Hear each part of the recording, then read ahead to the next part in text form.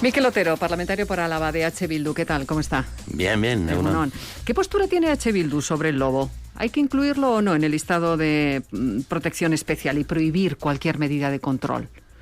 Bueno, está de hecho, ¿no? El lobo ya en el catálogo vasco de especies amenazadas. Desde la legislatura pasada el PSOE que tenía la Consejería de Medio Ambiente lo metió.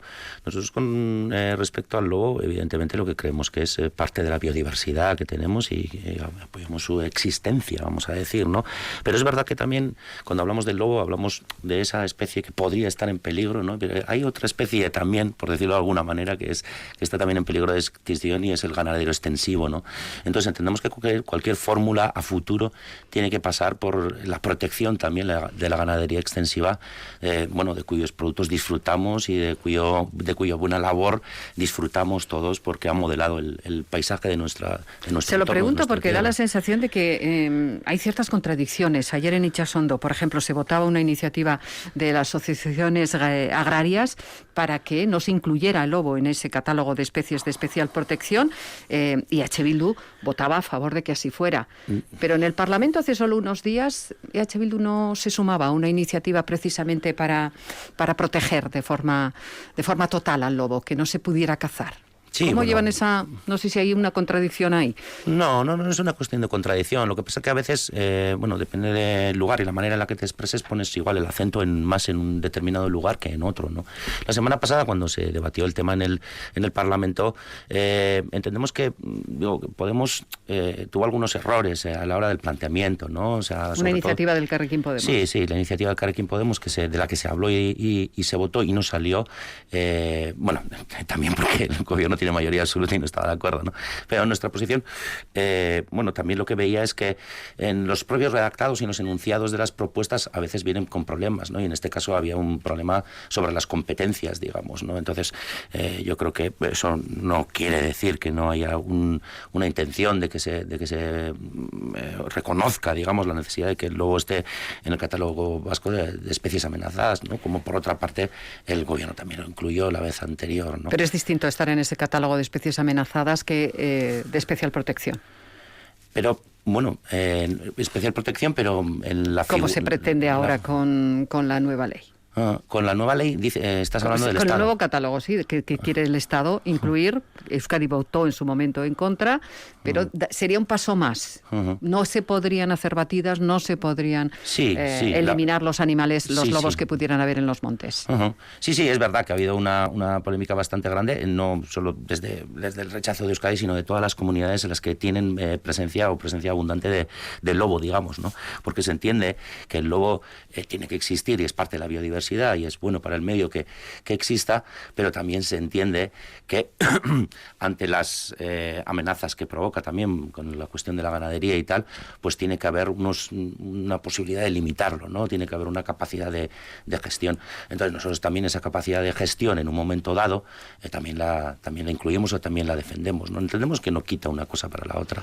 Lo que sí está claro es que en lo que respecta aquí a la comunidad autónoma vasca y en especial en Araba es que tiene que haber un plan de gestión que tenía que hacer la Diputación y no está dando pasos, y eso también está alargando un poco este debate, ¿no? Porque si hubiera un plan de gestión previo, consenso, previa sentada de todos los agentes implicados, ¿no? Los ambientalistas, los ganaderos, la propia administración, entendemos que tiene que haber, aunque somos perfectamente conscientes de que es una cuestión complicada, porque esto es la prioridad siempre tendría que ser, por tanto, el interés de los ganaderos.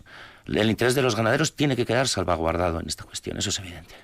La declaración de los Montes de Vitoria como parque natural dificultaría aún más, dicen, las actividades agrícolas ganaderas en los concejos afectados. Nos lo contaban ayer desde ACOBI, no están para nada a favor. En ese caso, ¿qué postura tiene H. Bildu? H. Bildu básicamente tiene la misma postura que en su día provocó el intento de declaración de Montes de Vitoria por parte del Centro de Estudios Ambientales, ¿no? Nosotros lo que entendíamos es que, sobre todo para Vitoria, el entorno de Montes de Vitoria era un entorno importante y que venía a corroborar, confirmar, ampliar esa apuesta, digamos, por esa ciudad medioambientalmente sostenible o esa ciudad green que hizo hizo una apuesta, pues el Ayuntamiento de Vitoria y todos los sectores implicados en Vitoria, con el Anillo Verde, la inclusión de los humedales como humedales Ramsar de interés europeo, etcétera, ¿no? Entonces entendemos que, tal y como se decía entonces y tal y como decía el Gobierno vasco en el año 2012, pues la figura más interesante es la del Parque Natural. Vale, dicho esto, y dejando clara la postura de Euskal Herria Bildu, es decir, que estábamos y seguimos estando por la aprobación de la figura del Parque Natural para la defensa de los montes de Vitoria, que ha sido un verdadero milagro que se mantenga en las condiciones medioambientalmente tan interesantes en las que está, teniendo una ciudad de 250.000 habitantes presionando hacia el sur como está. Es evidente que hay que reconocer la labor que han tenido los concejos a la hora de cuidar el monte público y a la hora de mantener en ese estado tan especial de conservación que se ha mantenido, ¿no?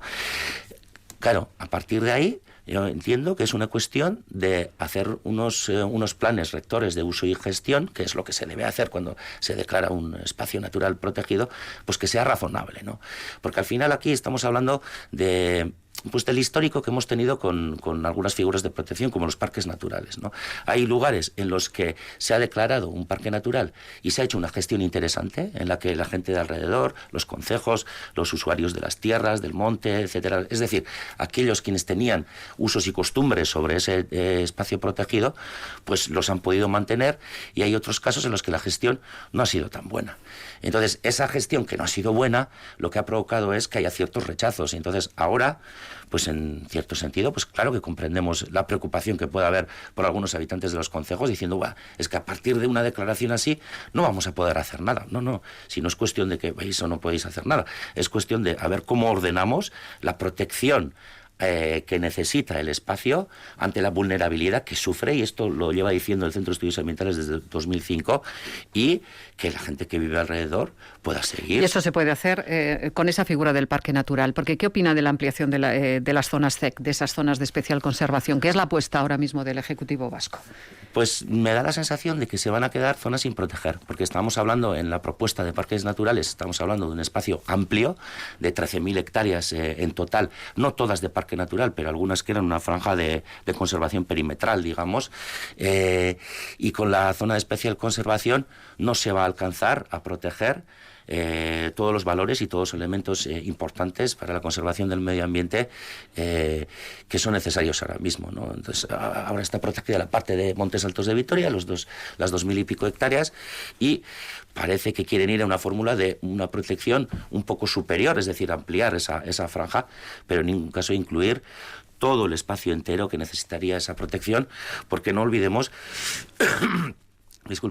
no olvidemos que es el espacio de sur de Vitoria hacia el monte, digamos, es una zona que está sometida todo el tiempo a diferentes tensiones, ¿no? Cuando hablo de tensiones voy mucho más allá de la cuestión o el problema que haya en los concejos, sino toda una serie de infraestructuras que han estado pululando, diferentes planes, igual cuyo último exponente es el gas, pero sí, ni siquiera es cuestión de centrarse en eso, ¿no? Diferentes infraestructuras y planes, que si trenes de alta velocidad, líneas de alta tensión, eólicas, presión urbanística, es decir, ha habido también muchas, ahora igual no estamos en ese momento. Se han cambiado los planes de seguir creciendo. Sí que ha habido esa presión urbanística también. Uh-huh. El gas, precisamente, la zona de Subijana, que podría verse afectada. ¿Podemos prescindir del consumo del gas ahora mismo? Ahora no podemos prescindir del consumo de gas. ¿Mejor ahora importarlo que conseguirlo aquí mismo en Álava? Es que ahora mismo la verdad es que no hay otro remedio que importarlo, porque la producción de la Comunidad Autónoma Vasca de gas es cero, ¿no? Y además no solo es cuestión de que sea cero, sino que todos los intentos que se han hecho no han dado una. Pero de cara al futuro, señor Otero. De cara al futuro, yo creo que lo que es evidente es que tenemos que hacer una transición acelerada, urgente, hacia las energías renovables, y lo que hay que pensar en el gas es, evidentemente, en términos de transición, porque todas las energías que utilizamos ahora y no vamos a utilizar en un futuro descarbonizado, es decir, hacia 2050, tiene que ir indescendo, ¿no? En vez de increscendo, en vez de mantenerlo, tiene que ir descendiendo.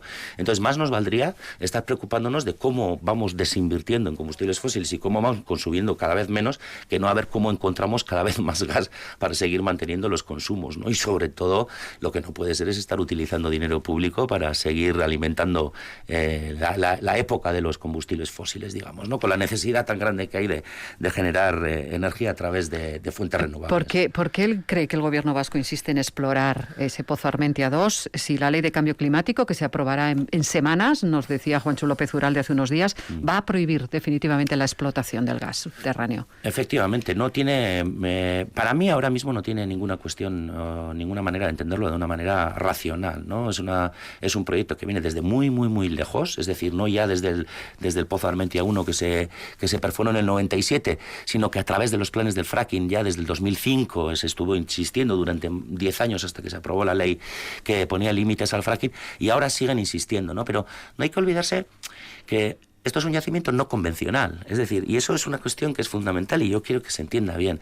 Cuando tienes un yacimiento no convencional, el gas está distribuido de una manera muy amplia y como no tiene permeabilidad, no se hace un pozo y sale, es decir, hay que ir perforando pozos y pozos y pozos. Con lo cual, la misma disposición del yacimiento nos da realmente problemas para su extracción de una manera rentable. Si a esto le añadimos que a día de hoy ya hay un consenso, yo creo que es bastante mayoritario, de que no se puede seguir insistiendo en la apuesta de los hidrocarburos, y eso se va a consignar a través de una ley, pues la única opción que podía tener algún sentido de los argumentos, a mi modo de ver, en general, bastante peregrinos que está tratando el gobierno vasco y Arantxa Tapia especialmente, es esa parte de la responsabilidad patrimonial con respecto a los socios americanos. Pero ni siquiera esa me cabe, porque estudiaba a fondo el tema y la ley de hidrocarburos no deja lugar a dudas. O sea, Hidrocarburos de Euskadi se podría retirar perfectamente de ese proyecto y los socios americanos tendrían la posibilidad de tomar la parte de Hidrocarburos de Euskadi y continuar con la exploración si es que tuvieran algún tipo. Dice el gobierno vasco, de todas formas, que prefiere que esa cuestión y ese posible gas de Subijana siga en manos públicas y no en un momento dado en manos privadas, que empresas estén interesadas en explotarlo. ¿Le parece un argumento convincente? Podría ser si hubiera yacimientos viables o pudiera haber una apuesta pública real, digamos, ¿no? Yo creo que la realidad no nos está diciendo eso. Hidrocarburos de Euskadi, el único proyecto en el que está metido es en el proyecto Viura con Unión Fenosa Gas, y los años han demostrado que no hay ningún tipo de rentabilidad y que no es más que un agujero, un sumidero de dinero. Con respecto a lo público, evidentemente nosotros defendemos que en general las apuestas por la energía, si pueden ser públicas, tanto mejor. Lo que pasa que también es verdad que los volúmenes en los que los movemos y las inversiones que hay que hacer, pues no permiten fácilmente tampoco que sea la parte pública la que impulse todo. Entonces entendemos también que haya colaboraciones público-privadas. Pero en cualquier caso, si a día de hoy ya no es cuestión de que sea público, sea privado, o sea una combinación de ambos, sino de que la apuesta sea por las energías renovables. Claro que hay que poner dinero público y control público en la energía, pero vamos a hacer una apuesta clara, real, y vamos a dar una ¿Esa apuesta se está haciendo, señor Otero, desde el Ejecutivo? Esa apuesta por las renovables y sobre todo, ¿por dónde pasaría en Euskadi esa transición hacia las renovables? Bueno, la apuesta, yo creo que es importante observar dónde están puestos, en qué cestas están puestos los huevos del gobierno vasco, ¿no?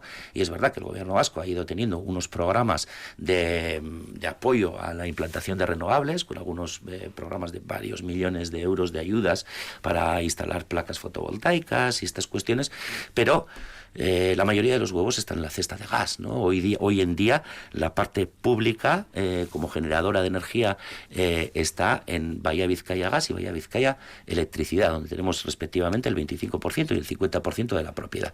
Y esa es la que genera más del 95% de la energía que estamos consumiendo, con lo cual más del 90% del dinero público invertido en energía está metido en combustibles fósiles. A partir de ahí, pues yo creo que está clara nuestra posición. El dinero público hay que irlo moviendo hacia las energías renovables con urgencia. ¿Y hacia el hidrógeno? Parece que se presenta como, desde luego, la alternativa, ese plan de corredor vasco del hidrógeno, una alternativa para la industria y el transporte pesado, para suministrar de suficiente fuente energética. Bueno, pues yo lo que creo es que el hidrógeno en el futuro va a tener un papel, un cierto papel. Es decir, si estamos imaginando en toda la Unión Europea y también aquí estamos apostando porque tengamos una economía neutra en carbono, es decir, que no emita de manera neta gases de efecto invernadero a la atmósfera, que es la que está provocando el cambio climático, el hidrógeno tiene que jugar un papel, pero con unas funciones muy determinadas. Es decir, tenemos unas dificultades muy grandes para descarbonizar, es decir, para quitar los combustibles fósiles de ciertos usos. Por ejemplo, el transporte de mercancías por barco. Es una cuestión muy complicada, porque no puedes decir, no, pues lo hacemos eléctricamente, ¿no? Como podíamos pensar en un coche eléctrico, no. Eso no admitiría los volúmenes de motores, de almacenamiento, etcétera, no lo permitiría. Pues tal vez lo tengamos que hacer, pero lo tenemos que hacer de una manera muy tasada, porque lo que no podemos hacer es decir, por un lado, vamos a intentar implementar una economía basada en energías renovables y electricidad, y a la vez estar haciendo una apuesta por todo tipo de usos para el hidrógeno.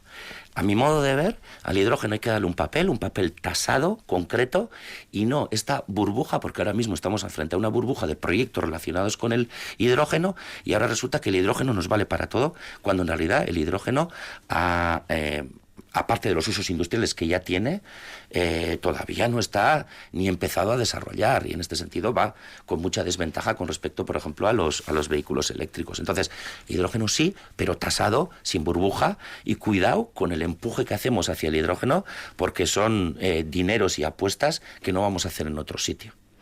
La energía eólica es la alternativa. Y ahí aquí nos metemos también en un campo complicado, por lo que respecta a Álava, sobre todo. Sí, yo lo que creo es que todos nos tenemos que ir haciendo la idea que la transición de un modelo energético basado en combustibles fósiles a más de un 80%, como estamos hoy, a un modelo energético basado en energías renovables, va a suponer cambios de todo tipo. El primero es que vamos a tener que consumir menos energía, porque las energías renovables tienen unos límites materiales, tienen unos límites espaciales, tienen límites. Y además de eso, hay varias de las energías renovables que se están plantando que están limitadas, es decir, pues la geotermia, la ondimotriz, la maremotriz, la termosolar, están limitadas. Y las dos únicas energías renovables que podemos escalar, es decir, que podemos hacer proyectos de diferentes rangos, de diferentes potencias, de una manera bastante masiva, son la fotovoltaica y la eólica. Y eso lo tenemos que tener claro. Y eso significa también territorio. Aunque intentemos priorizar una serie de emplazamientos ya antropizados, como los entornos urbanos para los fotovoltaicos o los entornos industriales, los tejados, las cubiertas, etcétera, es verdad que el tamaño de la operación es enorme y esto hay que ir diciéndoselo a la gente. Entonces vamos a tener que utilizar partes de nuestros territorios. Ese utilizar partes de nuestros territorios se tiene que convertir en como tenemos necesidad y como tenemos prisa, todo vale. No, ahí es donde Euskal Herria Bildu dice pero que... Pero Álava tiene las mejores condiciones, entonces, dicen. Tenemos espacio, tenemos montes, tenemos viento. Álava tiene... Y es el territorio, digamos, menos ocupado industrialmente. ¿Sería nuestra cuota, nuestra parte de aportación a esa transformación energética? Vamos a ver. Álava, dentro de la comunidad autónoma, tiene un poco más de territorio porque es más grande, evidentemente. La parte de que tenga más viento a mí no me queda claro, porque yo los estudios de viento que he visto, pues en los montes de Álava sopla el aire, evidentemente, igual que los de Guipúzcoa y los de Vizcaya, con lo cual eso ya nos debiera hacer sospechar un poco por qué los 4 parques eólicos o los 4 centrales eólicas que ha lanzado el gobierno vasco están todas en Álava. Y las otras 2, es decir, la de Arlabán, para la que han pedido fondos europeos también, y la de Entzia, que también han empezado a apuntar, están todos en Álava. Esto tiene más que ver con los históricos de las pugnas territoriales, es decir, yo recuerdo como en Ordunte se dio una declaración de impacto ambiental negativa y después en Ganekogorta se decidió que no se iba a hacer nada, también porque la Diputación de Vizcaya se plantó. Entonces, aquí hay una parte de a ver qué diputación y qué sociedad pelea más porque no le caiga el problema de que se le instalen un montón de renovables. Yo creo que renovables va a haber que instalar muchas y en muchos sitios. Y lugar hay en todos. O sea, porque que un espacio esté industrializado no significa que no se pueda hacer un despliegue masivo de fotovoltaica encubierta, por ejemplo, ¿no? Entonces yo creo que aquí sí que hay un agravio comparativo con respecto a Álava, y yo creo que, bueno, esto hay que proporcionarlo. Porque claro, un 600, es decir, 6 parques proyectados en Álava para 0 en Guipúzcoa y 0 en Vizcaya, pues evidentemente a todas luces no es justo. Y condiciones, pues hay en todos los lados. Pero también hay problemas ambientales en diferentes lugares, y nosotros lo que estamos diciendo es, si vamos a tener que hacer un despliegue, si vamos a tener que tocar el territorio, que lo vamos a tener que tocar, vamos a intentar hacer esto de una manera lo más consensuada posible. Es decir, no vamos a pasarnos de la raya. Y pasarse de la raya es, por ejemplo, ir a proyectar parques eólicos en Red Natura 2000, en zonas de especial conservación. Decía el presidente del PNV aquí en Radio Vitoria que no se va a construir ningún parque eólico en zonas de la Red Natura 2000. Ya, pues eso, y se lo dije yo en el Pleno del Parlamento, lo que no se puede hacer es mentir de una manera flagrante, porque han metido 2 proyectos, el de Iturrieta con 15 molinos de 5 megavatios y 200 metros, y el de Árcamo con 19 molinos de las mismas características, en zona de especial conservación, que es parte de la Red Natura 2000. Entonces yo creo que, pues eso, Suso tendrá que explicar a ver por qué dijo lo que a todas luces es una mentira, ¿no? No puede ser es decir a la gente que se está haciendo cosas que no se están haciendo. Otro asunto en el que Mikel Otero está trabajando y está muy interesado es en ese derrumbe del vertedero de Zaldívar, esclarecer las causas. Nuevos estudios, le consta que existen nuevos estudios que aclaran por qué se derrumbó el vertedero, o quién lo sabía, o quién había advertido o no había advertido de los riesgos. Me consta que existe y está en manos de la juez este estudio. Yo voy a ver ahora mismo, salgo de aquí y voy a las 10, tengo una cita en Lacua para ver el estudio del peritaje que encargó el gobierno vasco a unos expertos de la Universidad de Barcelona y de Cantabria, los informes de causalidad, es decir, a ver por qué se cayó, por qué se dejó de caer el vertedero. Evidentemente, no sé si llegaremos a saber toda la verdad o las causas últimas, digamos, de por qué se cayó. Lo que sí parece que hay, y ha habido diferentes informaciones que nos hablan de los atestados policiales que se están llevando a cabo, es que sí que había algunos días antes un problema, una cuestión con las grietas, con la ampliación de las grietas, que estaba siendo advertida por unos, y aparentemente siempre hay que hablar con presunción y presuntamente no atendidos por parte de la empresa, ¿no? En cualquier caso, eso lo que nos estaría hablando es de la falta de reacción instantánea de la empresa, pero tampoco nos estaría hablando de las causas últimas por las que sucedió, ¿no? Que es un poco donde puede estar el meollo del asunto. Pues esperaremos a conocer ese informe, que ahora mismo se va al Aqua, porque tampoco se lo han trasladado, creo, ¿no? No, aunque lo ha solicitado, tiene que ir a verlo sin móvil y sin nada para hacer copias, o como con condiciones también tiene que ver ese informe. Pues yo, intentaré que me den una copia, evidentemente, para tratarla yo con discreción, pero para leerla con atención, y si no, pues el cuaderno lo tengo aquí y el bolígrafo también, y tomaremos apuntes. Tomará notas. Mikel Otero, parlamentario de H. Bildu por Álava en el Parlamento de Gasteiz. Eskerrik asko. Vale, buen día. Buen día.